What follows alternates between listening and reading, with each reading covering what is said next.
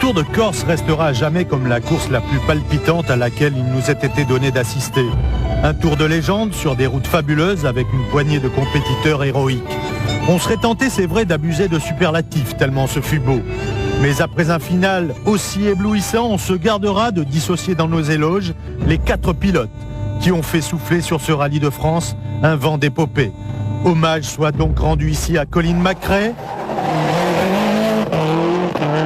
à Carlos Sainz, à Gilles Panizzi et à François Delecour. Pourtant, au départ, c'est la tristesse qui se lit dans le regard des gens de chez Peugeot. Le jeune Enjolras vient de se tuer au Mans. Son père, le préparateur des 306 Maxi, ne sera pas là pour assister au festival de ses protégés. En signe de deuil, les 2 Peugeot arborent un bandeau noir sur leur rétroviseur. Et comme si elle voulait rendre hommage à Sébastien Enjolras, les 306 ne mettent pas longtemps à enflammer la course. Comme en Catalogne, le lion est prêt à donner des coups de griffe ici et là pour déchiqueter ses principaux adversaires. On s'en rend compte très vite lorsqu'au départ de la première spéciale, Panizzi cafouille au moment de s'élancer. Malgré cela, il pointe à 1 seconde seulement de Colin McRae. Le ton est donné, les Peugeot ont mangé du lion et personne, hormis Carlos Sainz, ne paraît en mesure de leur donner la chasse en ce début de course. En effet, les 2 kit-cars pilotés par Gilles Panizzi et par François Delecour font la démonstration de leur énorme potentiel. Elles sont légères, elles sont agiles et elles utilisent au maximum toute la puissance de leur moteur 2 litres, même si celle-ci n'est transmise qu'à leurs seules 2 roues avant. À l'évidence, la traction intégrale des grosses World Rally Cars ne constitue pas vraiment un avantage sur l'asphalte du Tour de Corse. Et Carlos Sainz doit réaliser des prodiges pour croiser le fer avec les 2 Peugeot.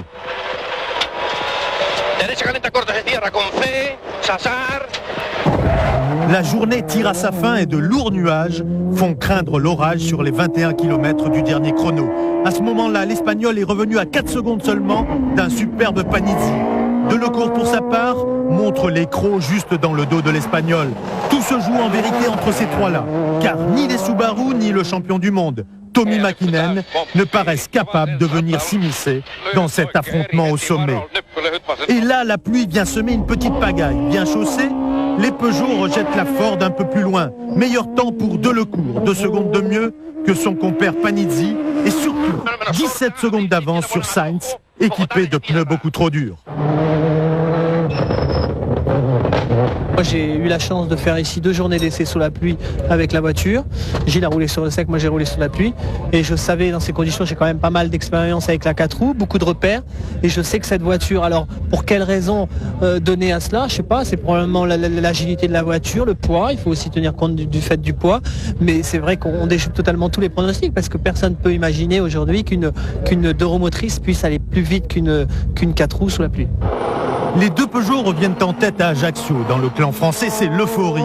Panizzi rayonne, il devance son équipier Delecour de 5 petites secondes et s'étonne lui-même du bon tour qu'il est en train de jouer à tout le monde. La petite erreur qu'on a faite là avec Hervé. Gilles, est-ce que tu t'attendais à te retrouver en tête du Tour de Corse à la fin de la première étape, sincèrement? Non, j'y ai rêvé, pour être sincère, j'y ai rêvé. Donc mon rêve se réalise, donc c'est parfait. Mais c'est vrai que la journée était difficile. On s'aperçoit que la voiture, malgré tout, est très compétitive sur les routes corses qu'elle l'était sur les routes espagnoles. Donc je me dis que c'est très bien pour l'équipe et on a le droit de rêver à une victoire. Sainz a tenté de limiter les dégâts malgré toute sa science de la course, malgré toute sa hargne, il pointe à Ajaccio avec 19 secondes de retard sur Panizzi. L'Espagnol n'est pas vraiment amer car c'est la première fois depuis bien longtemps que sa Ford manifeste un tempérament de gagneuse. Nous avons changé quelques petites choses avec la voie de vitesse, quelques petites choses suspension, géométrie, quelques petites choses avec le moteur et ça va un peu mieux, bien sûr. Derrière le trio de tête, il ressort ici que Colin McRae prend le plus souvent l'avantage sur l'Italien Piero Liatti, spécialiste de l'asphalte, dont beaucoup d'observateurs avaient fait ici leur favori. Pour moi aujourd'hui, ça n'a pas été terrible. Nous avons eu quelques petits problèmes de différentiel et la voiture sous-virait un peu trop. Elle n'était pas très précise et je n'avais pas le bon feeling pour attaquer. Mäkinen est à sa place, 6e à 36 secondes du leader, avec son imposante Mitsubishi qui frise parfois la correctionnelle. En revanche, grosse déception de la part des Maxi Mégane de Bugalski et de Jordan, qui ont galéré toute la journée avec d'énormes problèmes de frein tout à fait incompréhensibles par l'entourage des Renault. Bugalski déçu pointe déjà à près de 2 minutes de Panizzi. C'est quand même un problème inquiétant. On a fait 6 spéciales et sur les 6, je peux vous dire que j'ai fait 3 km en ayant eu des freins. Donc une grosse déception quand même parce qu'au départ de la course, on était assez optimiste. La voiture a bien évolué, elle est sympa à piloter. J'ai confiance en l'auto, mais malheureusement pas de frein.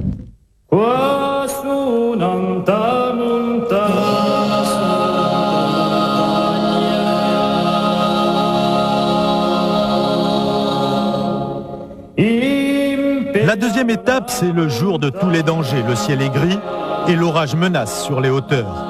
La journée commence par un gros morceau, 48 km en guise de petit déjeuner. Si Carlos Sainz et François Delecour l'avalent prestement, en revanche, il va rester longtemps sur l'estomac de certains. La route est encore humide et Sainz, qui monte des pneus mixtes sur sa Ford, réussit sa première bonne affaire de la journée. Delecour limite les dégâts en ne concédant que 10 secondes à l'Espagnol. Derrière, c'est la panique. Serge Jordan pointe à 29 secondes et sonne en quelque sorte le réveil des Maxi Mégane. Tous les autres qui sont partis en slick vont se faire corriger par Carlos Sainz. Notamment Gilles Panizzi et Colin Craig qui laissent échapper lui 45 secondes en slalomant entre les vaches. Pour Tommi Mäkinen, c'est la fin. Sa Mitsubishi, lancée à pleine vitesse, percute la seule vache du maquis et termine piteusement sa course au fond d'un ravin. L'équipage s'en sort fort heureusement indemne.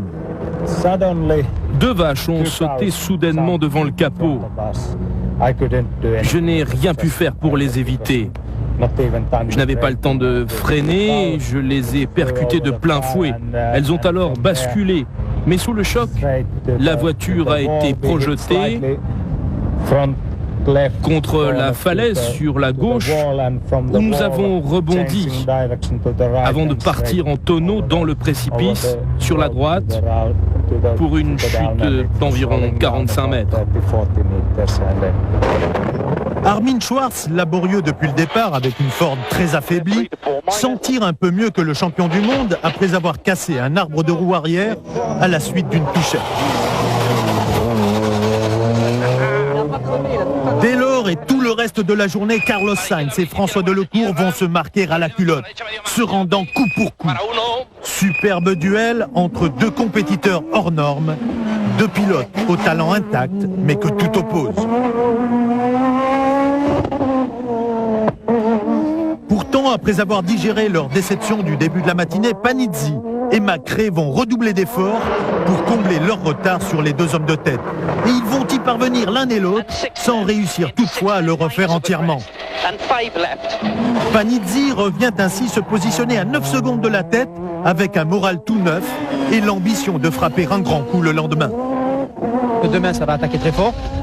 Et que j'ai vraiment envie d'aller chercher les leaders qui sont devant. Et puis en même temps, il faut quand même un petit peu surveiller le rétroviseur parce que Colin Macré a fait péter des temps aujourd'hui. Il s'est rapproché.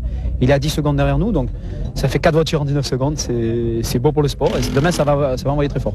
Quant à Macré, il finit en boulet de canon une 2e étape qui lui permet de lorgner lui aussi vers la victoire. Ces 19 secondes de retard ne constituent pas un réel handicap, surtout après la démonstration qu'il vient d'administrer ici. À ce moment-là, on pense qu'il lui sera très ardu de déloger de leur place les 2 leaders indissociables jusqu'au bout dans l'effort et dans la qualité des performances. Au retour à Ajaccio, l'égalité entre eux est parfaite, du jamais vu dans l'histoire du Tour de Corse. Delecour et Sainz ex aequo avant le choc final. C'est l'annonce d'un combat gigantesque jusqu'au terme de cette course. On a, c'est sûr, un petit peu été moins performant globalement, Gilles et moi aujourd'hui par rapport aux 4 roues. Peut-être qu'il y a eu une baisse de régime de la voiture. Je crois qu'on va résoudre de toute façon tous ces petits problèmes ce soir pour repartir demain avec une voiture extrêmement fraîche. Aujourd'hui a été le plus important, les choix de pneus. Et je pense que demain aussi ça sera le plus important. À Ajaccio, à l'issue de cette deuxième étape, la morosité du clan Renault n'est pas atténuée par les espoirs nés de performances plus en rapport avec les qualités des voitures et le talent des pilotes. Mais les problèmes de disque de frein ne sont pas résolus. Peut-on dire, en s'amusant, qu'au top 50 des déboires, les Renault viennent sûrement de décrocher le disque d'or. Dans la dernière spéciale, on est à 2 secondes de François Delecourt.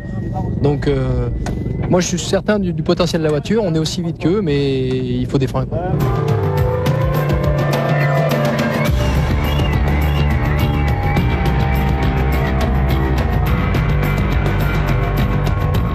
Le lendemain, le soleil perce un peu, comme à regret.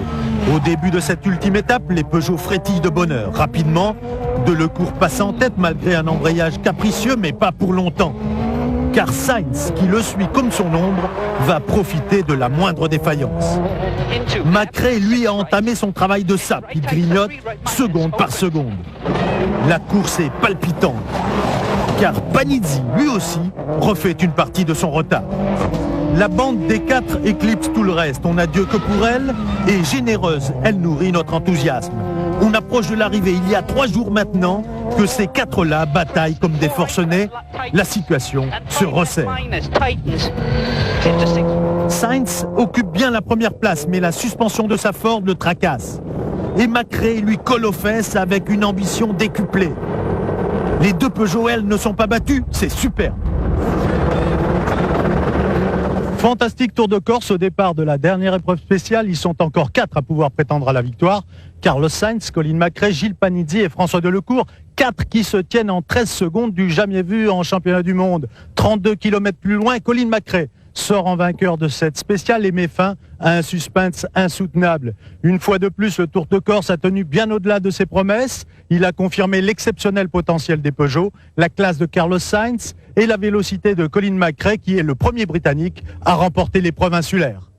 Macrae confond ainsi tous ses détracteurs. Il vient de réaliser un fabuleux exploit. 15 secondes de mieux que Sainz. Les 2 Peugeot victimes de tête à queue abandonnent ici plus d'une demi-minute. C'est fini. Chapeau, monsieur Macrae. C'est très beau car la Corse est un événement particulier sur l'asphalte. Et c'est bon de gagner un rallye comme celui-là. Vous ne semblez pas très heureux. Non, je suis très heureux, vraiment très heureux. Le vainqueur de ce Tour de Corse de légende ne se sera retrouvé que 2 fois en tête de la course, à l'issue de la première spéciale et après la dernière.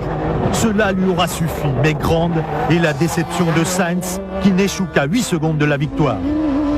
Panizzi, 3e à 38 secondes, ne cache pas, lui, sa satisfaction, alors que Delecourt paraît beaucoup plus amer. Derrière ces 4 extraterrestres, c'est un Liati décevant qui prend la 5e place à près de 2 minutes. Les Maxi Mégane ont montré pour leur part ce qu'elles étaient capables de faire au cours de cette 3e étape où elles se sont montrées l'égale des meilleures. 6e donc Bugalski et 7e Serge Jordan. Puis viennent Mittel, dépassé par les événements, et Armin Schwartz, accablé par les ennuis, qui cédera bientôt sa place chez Ford à Juha Kankkunen. Premier insulaire, Mariani prend une belle 10e place, alors que la petite Citroën Saxo de Patrick Magot pointe son nez à la 12e place et que Jean-Marie Santoni s'impose en groupe N. Mais le départ est donné.